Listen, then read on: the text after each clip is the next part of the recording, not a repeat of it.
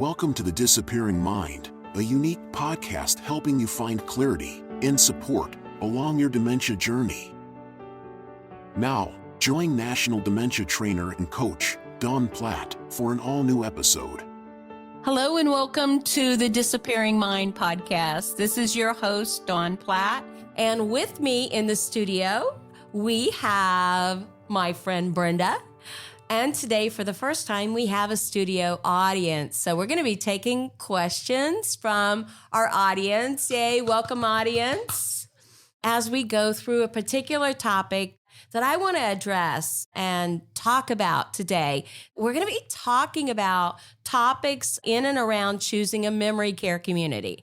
And this is something that families like to ask questions about all the time.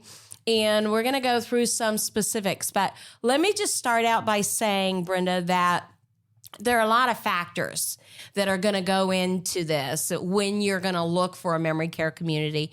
And or is memory care appropriate for your loved one, depending on their diagnosis and where they are in the disease process? Because sometimes there are other decisions to be made. As we go through the podcast today, I'm looking forward to answering questions that I hope will be helpful to our listening audience. And perhaps you have more questions that may not be asked here today. And so we want to cover this topic thoroughly because there's a lot to consider. So I really came up with this topic. I want to tell you how I came up with this topic.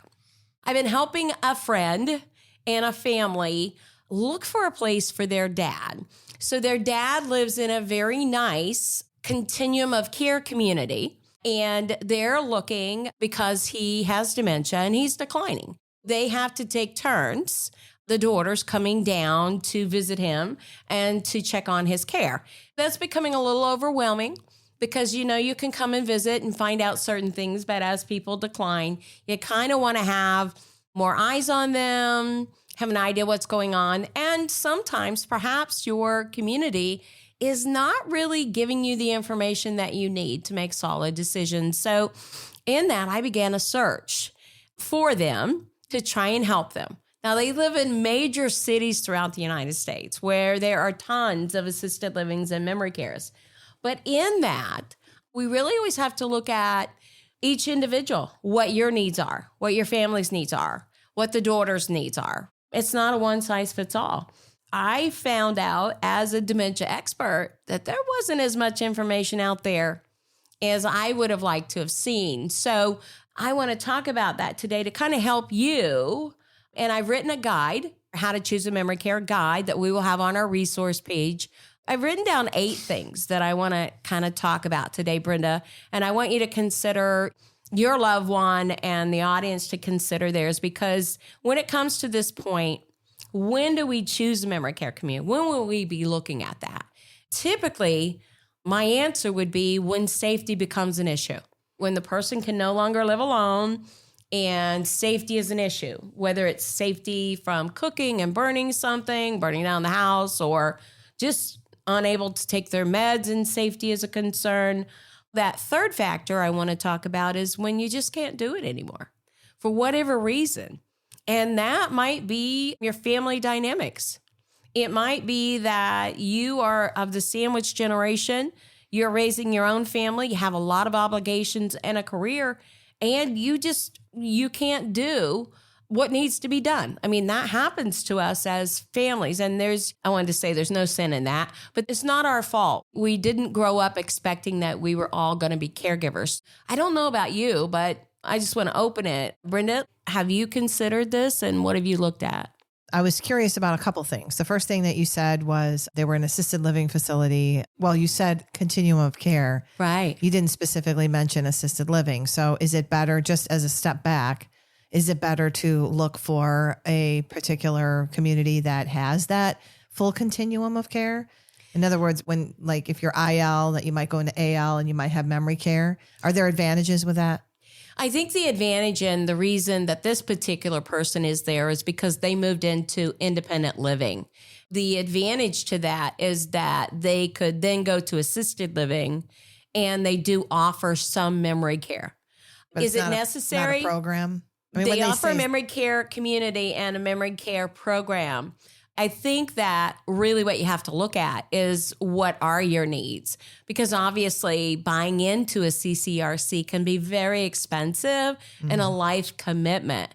What if they didn't have the kind of memory care that you were looking for or needed, or it wasn't convenient that you lived across the nation? And so then you've bought into some place that seemed to be manageable when you were independent, but now that your children are looking out for your care, it needs to kind of be in closer proximity to them. Sure. Makes sense. Yeah. When I was talking with a friend recently and they mentioned that some of these dementia facility, I shouldn't say facility, but programs, actually communities are designed. There's a specific way that they're designed. And someone had mentioned one of them was in a square so that people don't get lost. Is that a standard of practice when something you should be looking for in terms of the design? That's going to be a newer community that is scientifically designed with a free-flowing freedom of physical movement so that not only do they not get lost, but if they happen to be wandering, they have that free flow. So it's not an L where they walk to the end of the hallway and kind of stand there and are unable to come back. So physical exertion or the ability to walk, even indoors and outdoors, is a big plus for anyone who has a loved one who's physically active. So what kind of thought goes into the design ahead of time? Is there lighting, colors? Absolutely. So if you have the opportunity, and that's one of the things that we could really look at and probably even add to this list, is number one is assessing the facility's environment and design. If you are in a market, in an area or a town where you have the options, you want to look at what those options are. A modern memory care normally is built with a square, free walking, free flowing social area and a walking path, has access to outdoors in a secured courtyard type of setting where they can come in and come out without restriction, but also is secure to the outdoors.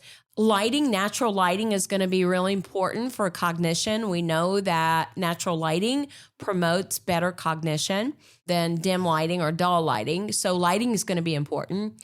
Color, we know a lot about color, and we know that the cool colors of green and blue are very pleasing to the eye if you have dementia. They're some of the first colors that come into the eye and some of the last to be able to be seen. So blue and cool blues and greens are common colors you will see used in a memory care setting, along with some fall colors that are a little bit more palatable to the eye. So you're going to see that. You're going to see design that encourages socialization.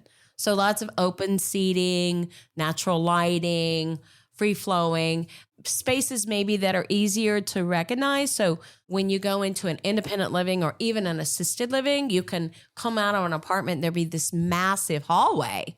Well, that's going to be a little confusing to someone who has dementia. So you're going to see somewhat smaller spaces in a memory care setting. And the apartment itself is not about how big it is.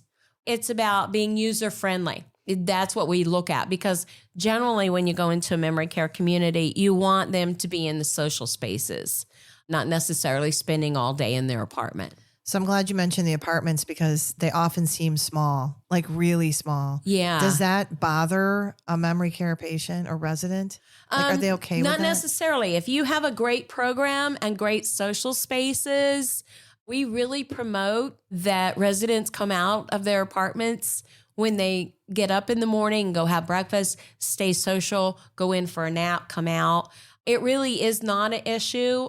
Memory care, really, the focus should be on programming. What kind of programming you offer, dining, those kinds of factors versus the Taj Mahal of the apartment. Sure. So to that point, what kind of programming do you recommend? What should we be looking for? I always like to advise certainly taking a look at the loved one. So how old are they? What type of dementia? How progressed are they? And I'm going to switch over and go through my bullet points where I'm going to cover all of your questions. And then we'll circle back to that because I do include that. And I think it's important to validate. So again, I want to say it's not one size fits all. We've talked about that before. What you're looking for needs to be specific to your loved one and your family's needs. So let me just start through these and then we can circle back to your question. Number one is assessing the facility's environment and design. And we've talked about that, but specifically discussing the importance of a dementia-friendly environment. In that, you would include safety measures. If safety is an issue for your loved one, you would want to look at that. How secure is it? Is it enclosed? What kind of safety measures do they have? If that's an issue for your loved one, maybe it's not an issue for your loved one. And so it's not going to be as important to you. Easy navigation. We talked about that free-flowing pathways because clutter or obstacles can become very frustrating for someone who has dementia. How are they going to recognize their apartment? All of those things are navigational points that we use in memory care. Sensory stimulation. So is this a warm and friendly environment? Is it stimulating to them? Do they feel comfortable there?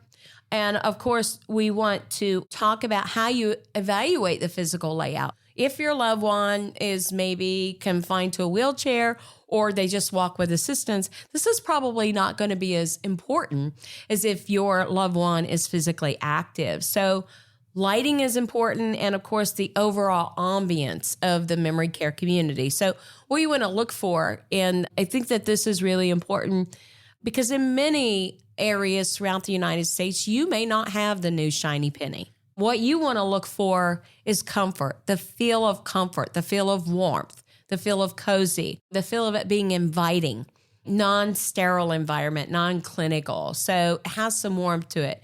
And it just is an area where you would feel comfortable visiting and sitting and staying. So I don't always recommend the new shiny penny. There are a lot of other factors that I think are just as beneficial. And then number two is, what are their care approaches and philosophy? We need to explore their care approaches, such as the philosophy of person-centered care. What does that mean? We've talked about that before. Making the person the center of the care. Everything revolves around their life, who they are, the biographical information, as well as what their wishes are. I think that that's really important. Engagement-focused programming. What does that mean? Well, it means that you can write an activities calendar. I mean, we all live in different places. Perhaps there's clubhouses where we live or that kind of thing that have this big calendar. But if you don't have any interest in what's being offered, then you're not going to be engaged. We don't want to assume that everybody who has dementia likes bingo. I mean, it's just not the case. You have brilliant people and they've probably never engaged in something like that. So what do we have for them that's going to be engaging? So looking at the engagement, what they do for engagement. And families see this, and you can probably comment on this or may have a question in regards to this, but families will take a look at this calendar and then they'll look at their loved one and they know that their loved one doesn't do any of these things. So it's not really going to be beneficial to them. If the programming is not such that they gear it to who lives with them, the chances of it being engaging and successful are going to be low. Let's talk about your loved one and what she likes to do. Painting, I think reading, playing games, maybe card games now and then, socializing, just right, very social. Talking to people, really. Right. So in this particular case, if I were looking for a community for your mom, I would look for one that facilitated engagement, social engagement opportunities. She doesn't need help socializing. She's still good at that. Right. But she needs the opportunity to be put into a social situation. So I would look for that as an engagement opportunity. And what is their philosophy behind that? Because I think a lot of times we'll see that they have an activities calendar. Well, what in the world's on it? And what does that mean to my mom or my dad or my spouse? What is their philosophy? So we've talked about philosophy before. And I just have a question. How does the latest research dictate what they do in terms of activities? Is there any that... Well, sure. There's lots of science in and around memory care. I think probably occupational profiling would be number one. And let's take it that we're going to start the gym. We're going to meet with a personal trainer. And a personal trainer is going to do what? They're going to evaluate us, look at our strengths and weaknesses, and they're going to create a workout plan, not based on someone who's been at the gym for 6 months, but based on us, where we are. Occupational profiling takes a look at the person. It takes a look at their strengths and their weaknesses, their processing skills. They use that to determine what types of things that they might be interested in, as well as what they can engage in. Is that all part of the assessment then, when that's done, when you first come in? It should be. It's a good question. It should be. And that would be a good question. How do you assess my loved one to see what kinds of things that she would enjoy? And I assume they assess on a frequent basis? Because if your loved typically, one, over time, if they're there a long time, there's going to be changes. So typically it's going to vary state to state. They're going to do an assessment prior to move-in, maybe one on move-in. And then could be every 6 months or change of condition. In some states, it's going to be every quarter or change of condition. That's when that assessment's going to occur. So anytime there's a major change, we're going to see that. The other science is really the science of what you might call Montessori. I call it skill set programming, where I evaluate your skills and abilities and I work to maintain your independence in those. What is that? Is that you're a good woodworker, you enjoy crafts, or you enjoy certain hobbies or things like that? These are taking what you already do and preserving them and tapping into them so that you maintain those skills that you have had in your lifetime. And then the third science would be that science of neuroplasticity, which we, again, have talked about before. And that is the science that says that the brain has the ability to build new neurons. And if we do certain things such as exercise, learning new hobbies, crossing over the body plane type activities, that we can help maintain cognition or cognitive reserve and build neurons. So those things are really important when it comes to memory care. Did I over answer your question? Nope, not at all. Okay. All right. Here's the third one, and this is really important to talk about staff qualifications and training. Discussing the qualifications, training, and experience of staff members who will be caring for the residents. Normally we see this and you'll ask, everybody has a state required training in every state in the union, and it's different state by state. But what about the question, what do you train beyond staff standards? And what is that content that your staff is specially trained for? Are they trained in my mom's kind of dementia? Are they trained in various types of dementia? And then the other thing that I want to add in this section here, do you have a strong medical director or third-party medical staff that are experienced in gerontology and dementia? That's going to be key. And then the other, do you have a vendor who provides psych nursing or a behavioral health team that comes into your community for any behaviors? Those are really staff qualifications and support that especially if your loved one has behaviors that could escalate and change, what kind of support do they have to deal with that? And what's going to happen with that? Does the audience have any questions? No? Okay. All right. Well, let's go on then. Social, recreational, intellectual, and spiritual activities. So here we are back to your question, so we can go over it again. But exploring the availability of a variety of social and recreational activities offered within the memory care community. And discussing the importance of meaningful engagement and stimulating activities tailored to the individual with dementia. I will tell you, in my little search for a friend, I was kind of surprised. I was very surprised and a little disappointed. And so I want to do a better job to make sure that we are getting good information out there for families so that they can know what to look for, know the value of a memory care program as far as it comes to activities. And so I found very little websites that had calendars on them. So you couldn't really look at the content of what they were offering. And again, we're individuals with dementia. It's not one size fits all.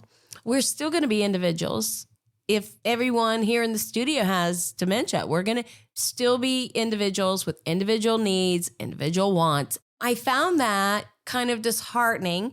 And so I began to ask more questions. I think it's important to have peace of mind because in this particular family, and probably in the family of many people in the listening audience, they want their loved one to stay engaged. They don't want them to sit around. They don't want them to just watch TV. They want them to be active, to be engaged, to have some vibrant things that they can do to feel good about themselves or to exert energy. I ask, is there someone who could call me, who could tell me about your programs? That is to be continued because that's really what I'm looking for this particular family because of the dad. He's very bright. He's very intelligent. He's not going to do ordinary things. I want to have things that are mind stimulating to him to engage him in something that's exciting. So he's not sitting there falling asleep watching a TV program that he's probably never watched in his life. Do you see a difference when your mom is active and maybe her behaviors or expressions? Well, I mean, yeah, anytime that she's doing anything that's positive, that she enjoys. Yes. Yeah, she's in a much better mood. And actually, you can see maybe some cognition improvements and storytelling that's accurate versus on other times when it's not. Okay.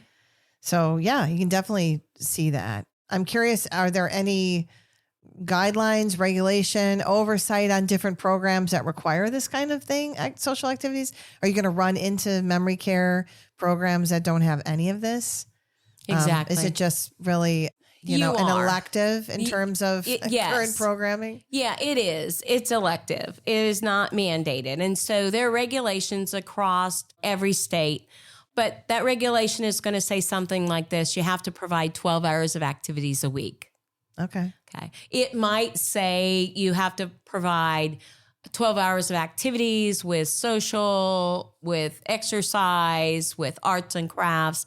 It may say that part. There's really nothing that says that you're going to do a proper assessment of cognition, that you're going to do a biographical data research, and that you're going to take these things and create something.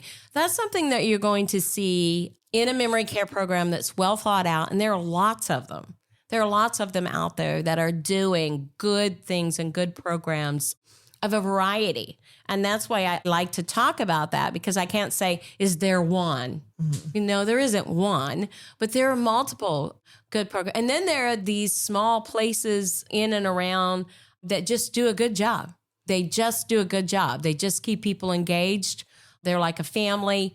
They keep people active and engaged, and you really see the impact that programming has. Are you allowed to come into these communities and kind of observe activities and see people? Absolutely. I would heavily recommend that. If you're looking at a community, the first thing you want to do is narrow down 2 or 3 communities that are geographically located as convenient for you or whoever's going to be visiting. Don't choose one that's an hour away. It's going to add on to you. Choose one that's, if at all possible, geographically, conveniently located to where you are. But once you nail down a 3 that you can not only afford, but they seem to offer some of what you want, you're going to want to do a number of things. Number 1, you're going to want to go in and have lunch. Okay. You want to go in and observe people in the dining room, what kind of food they serve, what kind of service there is. Number 2, you're going to want to go in and participate in some activities and see what their activities are like, what they offer, what the engagement level is, because you can have a lot of things on a calendar and not execute on them. So you want to see the life of the neighborhood. And I'm going to jump down to number 8 in my points and say, how many residents do they have at your loved one's cognitive level? I was going to ask that. How many people on average are in a memory care program to be successful if there's all this personalization? Absolutely. So generally, you're going to find some of the smallest neighborhoods are 12 to 14. all the way up to the largest one is probably in the 40s. So I think a good average would be around 24. 20 to 24 is probably the average memory care you're going to see. But again, you're going to have communities that are small, they're kind of home-like.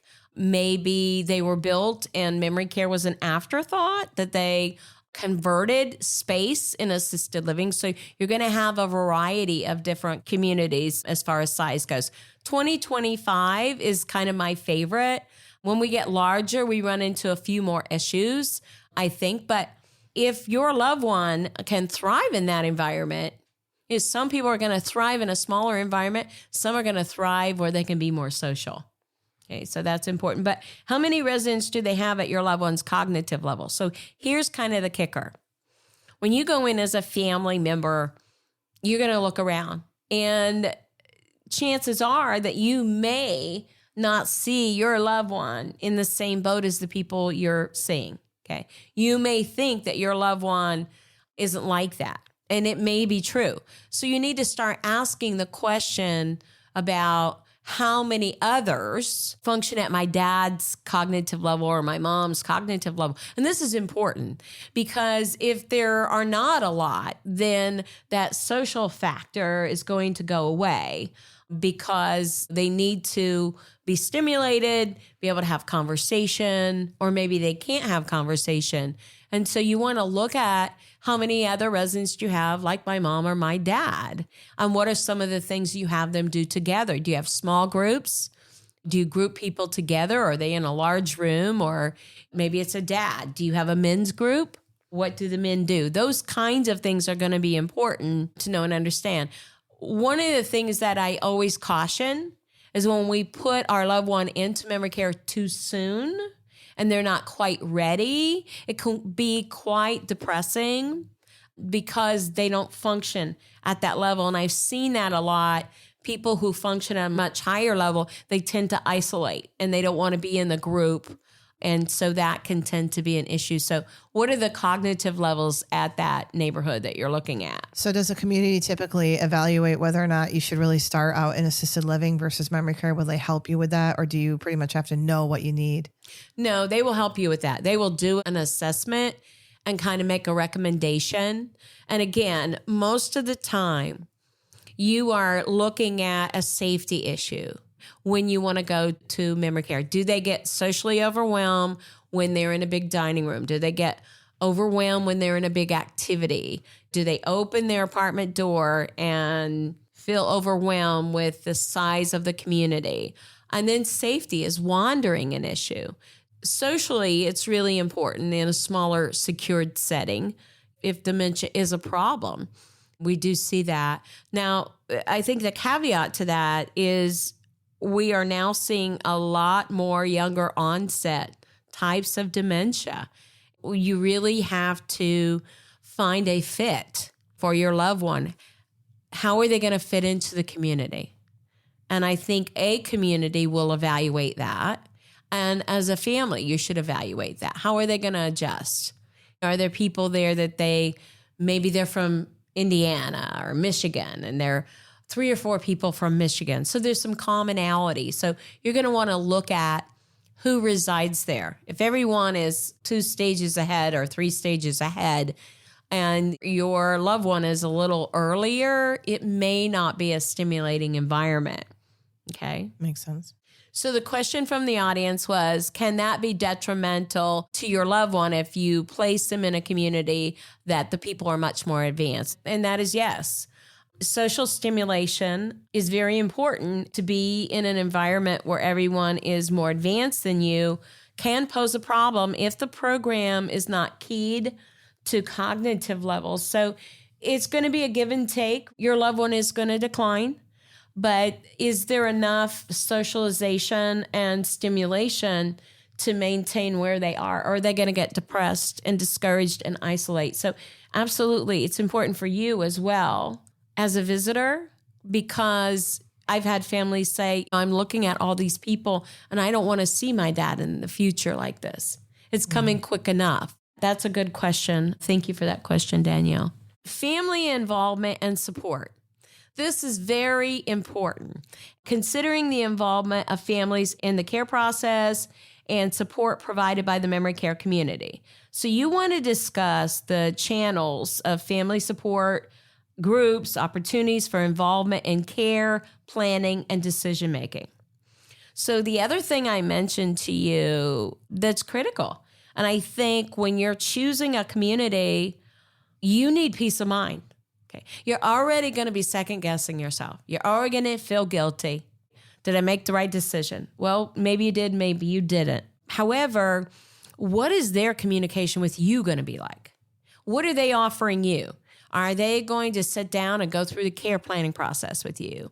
Are they going to notify you when things change? What is their portion? Or do you just have to guess and ask questions? So typically, a good memory care community is going to set up a schedule for a care plan. They're going to review the assessment with you and what the care plan is and the task. So you're going to know what they're doing for mom or dad or spouse. Usually the care plan will be on some kind of points. So you'll know everything from assistance to the dining room to bathing, toileting, going to activities, whatever that is. But what other things? Because families are all over the place. Do they communicate with you? Do they send pictures? Do you know how much of this calendar that your loved one is involved in? Do you know when they have a good day and bad day? When they have a bad day, what are they doing? Do you know how they're eating? Do you know who they've made friends with? How about what they look like or what they're wearing? Communication is very key. And the community, how much are you involved in the person-centered care approach that you're helping make decisions on what the care is going to be or not going to be? Those are really important parts. Do you get an email? Do you get a picture?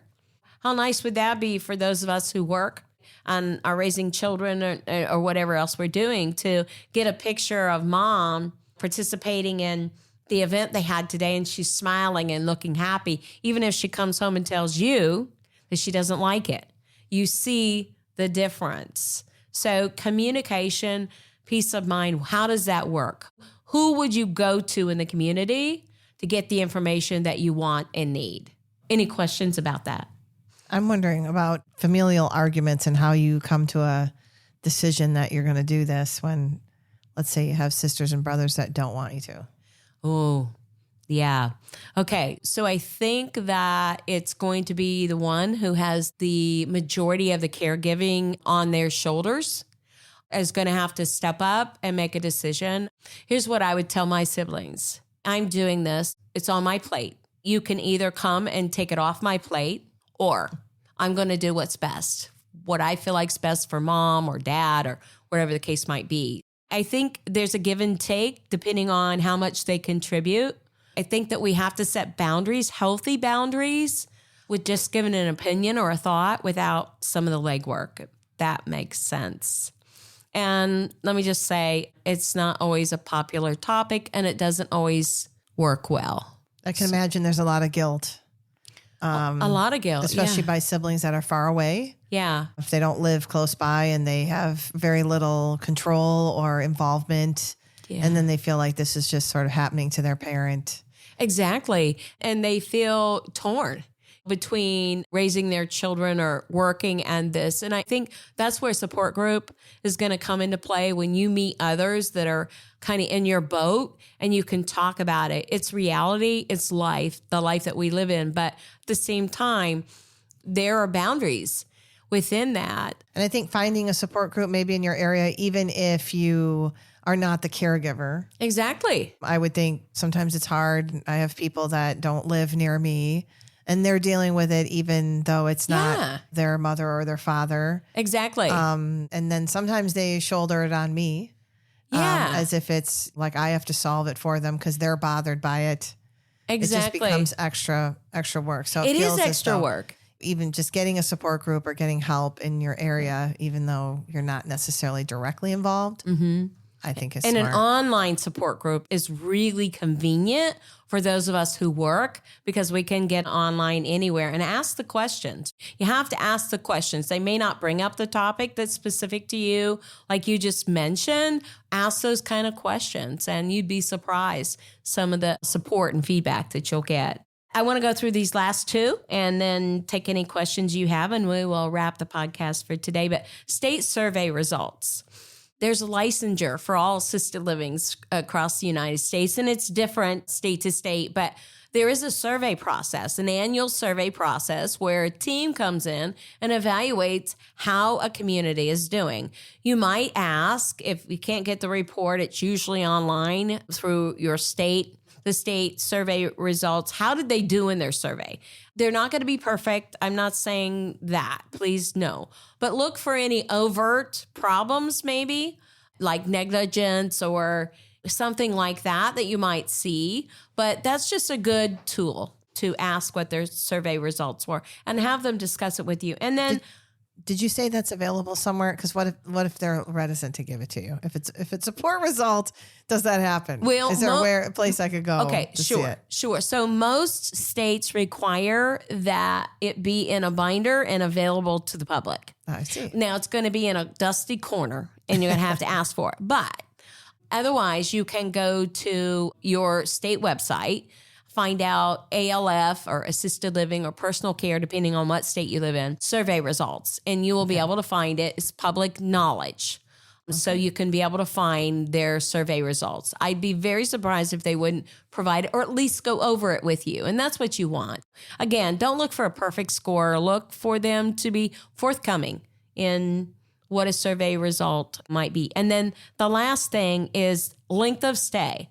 Can your loved one stay there and pass away, or will they need to be moved to a higher level of care? And that's really important. State to state, that's going to vary because I think once we go through this, we kind of want our loved one to age in place. Do they have that in the state where you're located? Are they capable? When would I have to move them? Or under what circumstances would you discharge them? Those are questions that you want to ask that maybe you haven't thought about, because imagine going through all of this, Brenda, and then 6 months down the line, they'll go, well, she's come to this level and we just can't do this. And then you've got to go through the whole process again. Find out about how long they can stay. And most, in many, many states, can age in place. And generally, they're going to have a contract with hospice, where hospice comes in and supports, even when they need more care than we normally would take in assisted living or memory care. If they are on hospice, they are allowed to age in place and pass away in place. So that's really kind of critical, because moving from one place to another can be very, very difficult for families to go through. But I think that these particular topics, the way we've talked about them today, have a little different spin on when you would look for memory care and kind of some of the things that you would want to ask. I know that not everyone in the audience is ready for this step, but I think that it's something you want to think about in the future. And then I think the other topic that maybe we can cover in a future podcast is, when would you bring care into your home? Because that's a whole nother area that invades your privacy, and it's really very different. So, Brenda, you got any last minute questions for me? I do. Under what circumstances, because my particular loved one can get violent and destructive, and I know that is part of dementia, but under what circumstances are you discharged involuntarily? That's a very good question, and one that I want to address. And I think in your search, you want to look for a solid community that has a solid understanding of dementia along with behaviors. So your mom's behavior may seem out of character to most people, but those of us who work in memory care, work with dementia, know that it's not. It's a very normal state of circumstances, okay? You want to look at their understanding of behaviors and their support systems. So in the memory care setting, it does require that we work with experts. So that would be the physicians, the neurologists, the gerontologists. We don't have those on staff for the most part anywhere. We work with them. They contract, they come in and care. So what expertise is that group of professionals, and do they have access to that? Do they have access to multiple doctors? And what is their background? Do they understand behavioral management? That's number one. And I mentioned this earlier, but number two is behavioral management is an expertise. And we've seen that in people who's been Baker acted or been sent to psych. We have seen that they know and understand. They use a number of tools, including medication, titrating it up and down, and programming and approach to manage behavior. But one of the questions that I might ask, if it were my mother, is, have you had a situation where you had a resident get out of control and lash out? And what did you do? How did you handle it? Are you prepared for this? And can you support me? Make recommendations. I think that memory cares have a lot of experience, and they have a lot of access to professionals that we as caregivers or we or as family members don't have access. They know who's who and who really are professionals and can help. They understand these situations and the steps to take. What do they do if someone goes out? Where do they go? And when would they not be able to come back? I think that that question there is kind of twofold. So number one, anytime a person is of danger to themselves or others, then we have an issue in a memory care setting, because we are obligated to protect the lives of everyone, all of our residents, the resident in question, as well as our staff members.